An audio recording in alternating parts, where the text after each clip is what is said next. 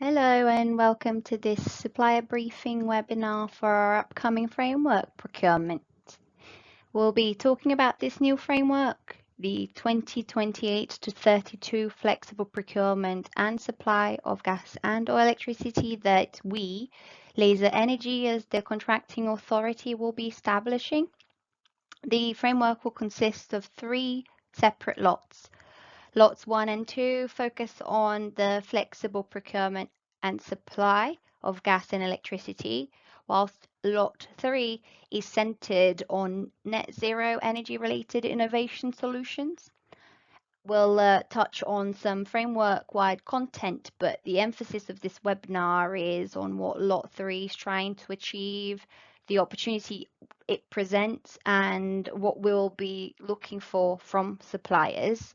And for some housekeeping, it's important to note that this briefing is not a formal part of the procurement process. Our aim here is simply to make things clear and straightforward for all potential participants.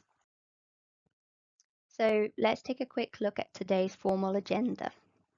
We'll start with some brief introductions, followed by a quick guide to frameworks and an overview of this particular framework with a deeper dive into Lot 3. We'll then move into the scope of the framework, bidder requirements, key timescales, and finally how to bid. And the aim is that by the end of this session, you'll have clarity on the opportunity ahead and will be able to assess whether this framework, and in particular Lot 3, is right for your organization.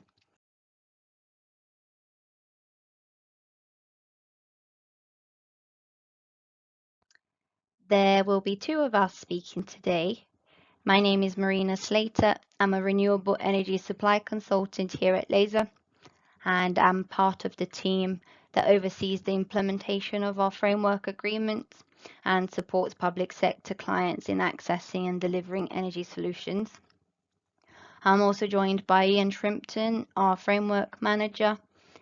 Ian oversees our utilities frameworks and has led on the development of the 2028 to 32 flexible framework that we're talking about today. And he'll be guiding you through what a framework is, how it works, and how to bid. And then I'll return later in the session to talk specifically about Lot 3, including its drivers, scope, and specialisms. But before I pass you over to Yin and dive into the detail of the frameworks, I'll cover a few more slides with a bit of background information on Laser, the wider organization that we sit within, and why you might want to join our framework. So to start giving you an understanding on who Laser are as an organization, well, it's part of Commercial Services Group, which is also known as CSG. And CSG is the brand umbrella we can see on this screen. It's a collection of businesses that are wholly owned by Kent County Council, and it roots back to around 75 years ago. And today it delivers a wide range of services which spans from waste management and recruitment through to procurement frameworks and supplying goods to schools. The group covers a wide range of services, but what unites all of the businesses is a deep understanding of the public sector and also a clear focus on serving public sector organizations across the UK. We can see that Laser sits within the Energy and Environment division of CSG. And on the next slide, we will zoom in on Laser itself. Right, so taking a deeper look at Laser and the scale of what we do, our team consists of around 120 staff located across the UK, with our headquarters in Kent. And historically, our core business has been the procurement and management of energy contracts. We support over 200 public sector organisations, including about a third of all UK councils, as well as schools, blue light services, NHS trusts, universities, and other public sector bodies alike. Over the last 3 years, we've procured approximately 2.6 billion worth of gas and electricity on behalf of our customers. These cover tens of thousands of sites and around 91,000 electricity and gas meters. And more recently, we've placed a strong focus on supporting public sector bodies on their journey to net zero, and last year alone we delivered over 100 zero carbon projects through our frameworks alongside consultancy advice and project management support. So the growing need on net zero is a key driver behind the framework, and particularly lot 3 that we're introducing today. So why might you want to work with Laser, and why consider joining this framework? There are a few key reasons why, and stating the obvious, by securing a place on this framework, suppliers can gain access to our expansive public sector client base, which I have just mentioned, and this spans from local authorities to education, health, and blue light services. But it does go beyond that. We provide dedicated support. We have established relationship management, sales, and marketing teams who actively support you to grow your public sector business. Second, this framework offers a compliant and streamlined route to market. It's PA23 compliant, and we handle the procurement complexity, which allows both suppliers and customers to focus on delivery. Third, the framework is open and accessible. We welcome all competent suppliers who can demonstrate capability, strong governance, and delivery assurance. So it's not about size, it's about quality and innovation. And finally, our approach is rooted in partnership. So we're looking to build long-term relationships rather than transactional arrangements. We want suppliers who are keen to innovate, differentiate, and evolve over the lifetime of the framework. And these are just some of the reasons why you might want to work with us and join the framework. But at this point, I'm going to hand over to Yin, who will take you through what a framework is, how this one is structured, and how the procurement process works. So over to you, Yin. Thank you, Marina.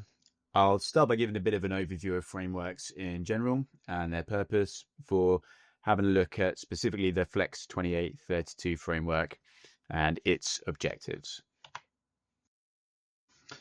So, what is a framework? You can essentially view a framework as a pre-approved list of suppliers that public bodies then award contracts to underneath. So it provides an overall pre-agreed contract structure that front loads a lot of the administrative burden and streamlines the purpose of awarding work going forwards. So for buyers, this means that they've got better access to suppliers that they know meet their minimum requirements. It's reduced procurement burden for them, and it means that they have aggregated buying power as well, because suppliers will work to get access to the market that they know uses that framework. So this is a big benefit for suppliers as well. It means that they only have to produce one tender to then get access to a large market of public sector suppliers. There is therefore a reduced cost of sale once they are on the framework, and awarding contracts is a much more streamlined process. For everybody involved, this means that there are clear rules of play from the outset. Everybody knows that a minimum bar of compliance is being met. There are clear processes, and it allows the development of established relationships over time. So a framework can appear a little complicated at first, but the contract structure is actually relatively simple. To break it down, there is an agreement between the contracting authority or the framework provider, so that is us, Laser in this case, and the client, which would be the public bodies. So we form an access agreement with our customer base, and this is just some terms through which we are giving them access to the body of suppliers that are on the framework. And that framework is the agreement that exists between suppliers and ourselves, so the terms that govern our relationship. Once a supplier is on the framework, and once a client has signed an access agreement to access the suppliers on the framework, the suppliers and client are then free to create a call-off contract, which are the terms and the order of the specific piece of work or service that the client would like to procure using the framework. Call-offs can be awarded on frameworks through a number of ways. Primarily and most commonly, that is through competitive call-off, which effectively acts as a mini procurement competition where suppliers that are on the framework are invited to bid for a contract. So it's important to note that being on a framework does not necessarily guarantee a supplier work. Call-offs have to be awarded to the supplier. So one of these ways is a mini competition, which is still a much better than open procurement process because the competition is mini. It's only against the other suppliers that are on the framework, so the odds of winning the work are much higher. These generally take a couple of months from release of tender to contract award, though depending on the internal government processes of the buyer, can take a little longer, or on occasion can be a bit quicker as well. The other process for awarding call-offs, and commonly used on our Flex framework, is award without further competition. This is where a customer can award directly to a supplier that is on a framework that meets certain requirements. There has to be a predefined objective mechanism for this. Buyers are not able to arbitrarily select a supplier that is on the framework. There has to be a predefined mechanism outlined in the framework for work to be awarded in this way. So that gives you a bit of an overview of frameworks in general. Let's now have a look at the Flex 2832 framework specifically, what its objectives are, and how it's constructed. So what is the 2832 Flex framework trying to achieve? First and foremost, it's worth mentioning that the Flex framework has been a key strategic framework for Laser and its clients for quite some time now. So one of the primary objectives is simply going to be the continuity of that high level of service for public bodies that use the framework, so they're able to continue to secure flexible energy contracts. Another key element to consider is that public sector procurement legislation has recently been updated, the Procurement Act 2023. And one of the key issues that we've had to address with this framework is making sure that public bodies have a compliant route that remains compliant with the most up-to-date legislation. We're also looking to expand the innovation and the potential solutions that customers can access through this framework. So there's going to be a wider array of services that they can access on the framework, and Lot 3 is going to be one of the key mechanisms through which we try to drive this expanded innovation. Laser prides itself on having strong working relationships and strong partnerships, both with the suppliers and the customers that use the framework. We're going to be looking to continue the strong relationships that currently exist through robust contract management, but also look to develop and build new relationships and partnerships as well. Many of those new partnerships are going to look to be formed on Lot 3. Again, another key objective is going to be decarbonisation and social value. Being a public sector procurement route, social value has to be a key component of what you're trying to achieve.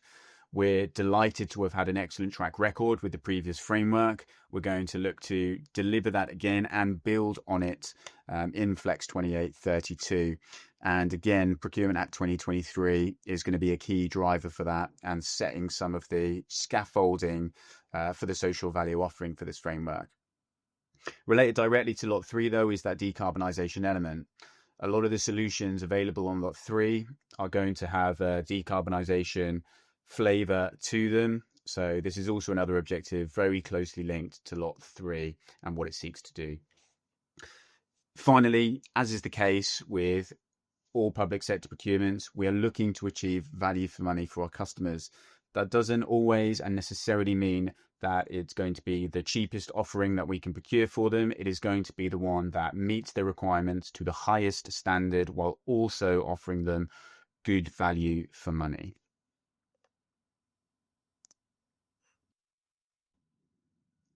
So that's what the framework is trying to achieve, but how is it constructed? How does this specific framework work? Probably one of the key things to get into before anything else is you will notice, if you've had a look at any of the notices on Find a Tender Service, and indeed from everywhere in this webinar, that it's referred to as Flex 2832, but we're only in 2026 at the moment. So I'll go into a bit of an explanation as to why that is. Because it's a flexible supply framework, there is a need to trade the energy quite some time in advance before any supply call-offs go live. So although any of the call-offs that are awarded under this framework won't go live until the 1st of October 2028 at the earliest, the framework itself needs to be awarded quite some time in advance, and that will be on the 1st of October 2026. This is really key for suppliers looking to bid for Lot 3 because business will actually be able to be awarded through Lot 3 from October 2026. So even though the framework is advertised as 2832, this is only referring to the supply contracts under Lots 1 and 2, and call-offs can actually be awarded from the time the framework goes live in October 2026. So it's just called 2832 to make things clear for the customers that are looking to procure supply contracts, so they know when their contract can begin. This is also really important because of the nature through which positions on the framework are awarded. It's a closed framework, which means there is only going to be one submission window that suppliers can make their bids for to get a place on the framework. And this is going to be in 2026 and is very likely to be a 2-month submission window. Once that submission window closes, no further submissions or bids can be accepted for places on the framework. And once that is evaluated and positions are awarded, that is the final list of suppliers that will have a position on the framework. This is actually a big advantage for suppliers because it means that once you have a place on the framework, the value of that place is set. It is not going to diminish over time because new suppliers are joining the framework all the time. So it means that there is only one submission window, but it is a very key and high value submission window because your place from that point forwards is secured. So I mentioned lots 1 and 2 and all of the supply bits. I'll just quickly run over what the lots in the framework actually are. There are 3 lots. The first one is for the flexible procurement and supply of electricity. So these are energy supply contracts, and these are the contracts that won't actually go live. A customer's energy supply will not go live until the 1st of October 2028. Lot 2 is much the same, but for the gas side of things. And then Lot 3, which this webinar is primarily about, is for the supply of innovation solutions that are related to renewable energy and flexibility services. So I'm going to pass over to Marina, who's going to have a look at the technical aspects of Lot 3 in a little bit more detail and give you an overview of what Lot 3 entails. Thanks, Ian. So now that we've heard from Ian about the framework structure and process, I will focus specifically on Lot 3. And now we'll start with what's driving its creation, which are the summary points we can see on this slide. As we know, the energy market is changing at an ever-increasing pace. The push for decarbonisation, the growth of distributed generation, and the increasing need for flexibility and balancing services are all accelerating rapidly. And with GB Energy's local power plan, which is due in 2026, the public sector and community energy bodies are at the heart of the UK's energy transition ambitions. So we have a clear need for specialist providers offering innovative, flexible and data-driven services to the public sector. And that's exactly why Lot 3 exists. And for this framework, we're hoping for a wide market engagement because we recognise that large traditional energy suppliers may not always be the most agile or innovative, as we often observe some of the most cutting-edge solutions coming from specialist providers who can move quickly and respond to emerging market needs. So what is Lot 3 actually? Well, it's designed to create a panel of expert providers, each offering services that support or enable renewable energy and flexibility solutions in a developing market. And it goes beyond traditional electricity and gas procurement as it focuses on services that help public sector adopt new technologies, monetize flexibility, engage with system services, and use data-led insights to optimize their energy portfolios. And importantly, it's an evolving lot. So we expect suppliers to develop and adapt their offerings over the life of the framework and bring in new opportunities and innovations to the public sector energy users and generators. Lot 3 will cover several specialisms.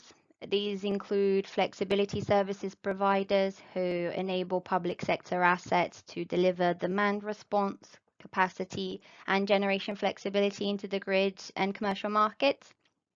We also include dynamic tariffs, which reflect wholesale, network, and settlement signals to encourage demand shifting and behind the meter optimization. And there's the role of the balancing responsible party, where providers can take on balancing responsibility and deliver chargeable balancing services independently of the licensed supplier relationship. The other specialisms also include alternative wholesale trading solutions, which are designed to optimize locality or better match generation and demand within settlement periods. It includes utility power purchase agreements where licensed suppliers purchase power directly or indirectly from renewable generators. And finally, it includes a specialism for intermediary PPA providers where the off-taker can aggregate generation from multiple assets, package volumes into blocks, and on-supply those to customers' suppliers. And that covers the specialisms for Lot 3. And while these are the intended solutions at the outset, as previously mentioned, we recognize the growth in this space, so we fully expect offerings to develop and mature as the market evolves. And just to recap, the purpose of Lot 3 is to encourage access to innovative, creative solutions that support the public sector's net zero ambitions. So when it comes to participating in the framework procurement, the participants will be able to bid for any combination of these specialisms from just one to potentially all of them. And that's it. That's my overview of Lot 3. I will now hand you back to Ian, who will explain bidder requirements, timelines, and how to bid. Thank you. Thanks, Marina. So, as mentioned earlier, a framework gives advantages to customers because they know that they're accessing a group of suppliers that meet a minimum bar when it comes to compliance, quality, and value for money. So, what is actually required from bidders here? So, as mentioned previously, we'll be running this procurement in accordance with the Procurement Act 2023 and following the selection process that it outlines. So, what that will entail is, before anything else, a core compliance check. So this will be pass-fail questions, which are assessing the core compliance of any suppliers that are bidding for the framework. So this will include things such as the legal status of the company, whether there are any outstanding criminal convictions against the company, things of this nature that essentially put the supplier forward as a compliant supplier in the public sector space. Following from that, there will be technical conditions of participation, which is essentially, again, just pass-fail eligibility criteria. But as opposed to being general compliance issues, they will be to do with technical ability to deliver the service. So this may be a question such as, are you able to bill in the formats required by the customer base? And if the answer is no, then the supplier wouldn't be able to service the customer base, and that's where their submission would end. Following technical conditions of participation, there are the award criteria questions, and this is where suppliers get the opportunity to outline how well they are going to be able to deliver the service on the framework. So there tend to be questions on the quality of the service delivered, as well as social value offering. So again, social value is a very key part of PA23, and there will be questions relating to social value and how suppliers are going to deliver against the desired social value outcomes that the framework seeks to achieve. Finally, there is a commercial evaluation on price where suppliers can give an indicative view of what their pricing structure is going to be for any work they are awarded on the framework. All of these things are taken into consideration when evaluating a supplier and making the decision as to whether they are compliant and meet the requirements necessary to be awarded a place on the framework. In terms of what Laser specifically expects from suppliers, there are obviously lots of more detailed and granular things that relate to each of the individual lots and the specialisms on the lots. But there are a few general rules of thumb that apply whatever specialisms you are going to be going for. Probably one thing which is very important for all suppliers is the ability to report on their performance. So that's going to be accurate and timely KPI and SLA data. And that is at a framework. And then very crucially, for any call-offs worth over £5 million, there is a requirement to report on that performance publicly on the central digital platform as well. So performance reporting, particularly for high value call-offs, is a very important element of what suppliers will be expected to do. And in terms of softer skills as well, Laser values itself on the quality and strength of its relationships, and we value a collaborative approach. So working flexibly both with us and our customer base as their requirements change and industry conditions evolve, which it looks as though they may well do over the next few years with a few pieces of legislation that are in flight. And much as with all other public sector buyers, transparency is very key. There needs to be high level of visibility of supply chain practices, including prompt payment performance. And then finally, proactive communication and flagging issues early, avoiding surprises. These are all things valued really highly by Laser and by the customer base as well. So in terms of what the path forward looks like and timelines for the framework, I already mentioned that the framework itself will go live on October the 1st, 2026. What does between now and then look like? So the ITT is set to be released on January the 20th, and you can view this as the opening of that submission window that we mentioned earlier. So from the 20th of January 2026, the submission window for suppliers will be open. There is then a period of time, about a month, between January the 20th and February the 20th, where suppliers will be able to ask any clarifying questions on the ITT. It's quite a large suite of documentation. And while every effort is made to make it clear, it is natural that suppliers may have some questions that they want to ask to make sure that they've understood it correctly. So there is a month-long window where suppliers can do this. The tender return deadline is set to be March the 20th. So this is when the submission window closes. After this point, unless the deadline ends up being on another date, no further submissions will be able to be accepted or considered. There is then a period of evaluation where all of the suppliers' responses are evaluated, and we anticipate the reward for the framework will be on June 23rd, there or thereabouts, before a framework go live of October the 1st. So it is worth mentioning that all of these times are accurate at the time of speaking, but they are ultimately estimated and subject to change, and depending on if any external factors affect any of the timelines. If any of these deadlines or timelines do change, we will, of course, make every single endeavour to make sure that all interested bidders are informed of progress or changes to the timeline. But as things stand, these are the estimated dates for the framework.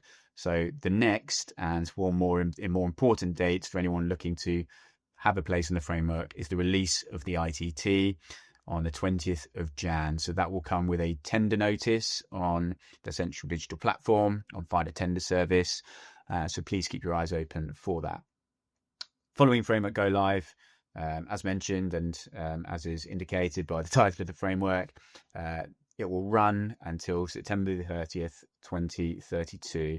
There is an option to extend for 12 months if required. However, the default will be that it terminates on September 30th, 2032.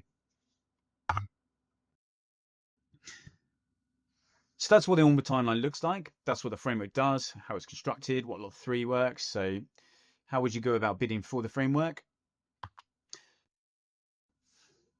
There are a couple of really important actions to take here. Probably first and foremost, the thing to do is to follow the QR code on the left, which will take you to the Delta procurement portal. Delta is just the name of the procurement portal that we at Laser Energy use to post all our procurement opportunities. So if you follow that QR code, you'll have the opportunity to register as a supplier, and that will make you eligible to make submissions on any procurement opportunity that we post there, including the Flex 2832 framework. Everything that we post there and any notices we create will have a relevant notice on the central digital platform, previously called the Find a Tender service. So the QR code on the right there, if you follow that, will take you to the most recent notice for Flex 2832, which is the planned procurement notice, which is the one to let suppliers know that the procurement is happening, what the estimated timelines are, and what the lot structure is. It covers a lot of the same stuff that we've gone over in this webinar, but is the official posting on the government website, highlighting to the market that the procurement is going to take place. So if you go and follow that link, there will be an option to watch this notice. If you click that, you will remain informed when things happen. So as soon as any other notices are released relating to the procurement, you will automatically receive an email. So that is another really good step that you can take. So registering for the Delta portal, following that link on the left, and then viewing the notice and watching the notice, following the Find a Tender service on the right. Both of these things would be excellent first steps to make. I mean that you will automatically be advised of when things progress. When they do progress, everything should be relatively self-explanatory on the Delta portal, and you are given guidance and directions on how to proceed your submission from there. However, if you do have any questions at all about how the Delta portal works, any further questions on the framework itself, on Lot 3, then please do contact us. You can do so at the email address there, frameworks@laserenergy.org.uk. And I really would encourage people to do so. The door is absolutely open for that. Do not save all your questions for when the tender notice has been released, and there's only a specific time frame in which to ask them. Thank you very much for viewing that. I've been Ian Shrimpton, the Framework Manager at Laser Energy, and it was also delivered by my colleague Marina Slater, our Renewable Energy Supply Consultant. So thank you very much for viewing, and if you do have any further questions, don't hesitate to contact us at the email address on the screen. Thank you very much.